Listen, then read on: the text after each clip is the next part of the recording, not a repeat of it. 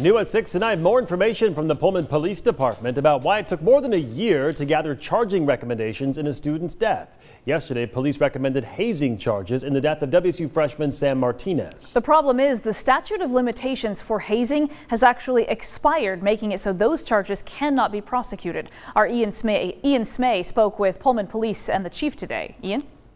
Whitney, a lawyer for the Martinez family, provided me with a statement today about the charging recommendations.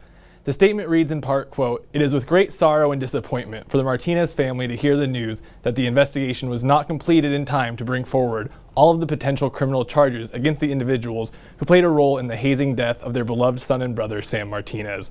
This has been an unbearable, overwhelmingly painful experience for the Martinez family. However, they remain resolute." I spoke with Pullman Police Chief Gary Jenkins today about what led to delays in the investigation.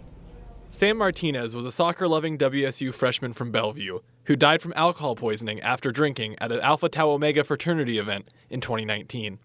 We wanted to do the best job possible to honor Mr. Martinez and his family. So I believe we have conducted a very thorough investigation. Thursday, the Pullman Police Department recommended charges for hazing and providing liquor to a minor. The report did not recommend manslaughter charges. It is too late to file charges for hazing because more than a year has passed since Sam's death.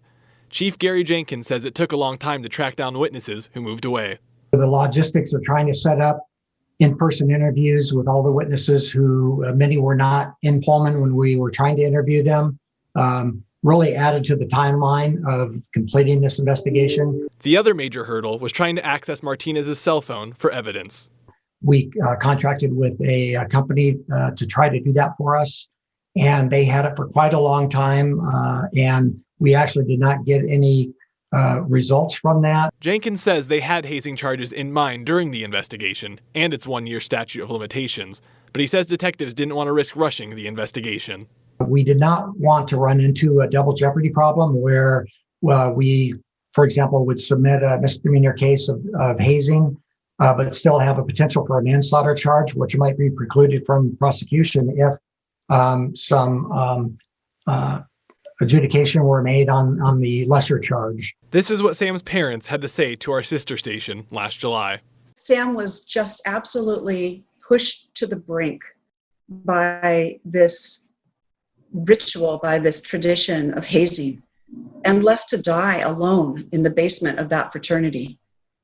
It's devastating to think about.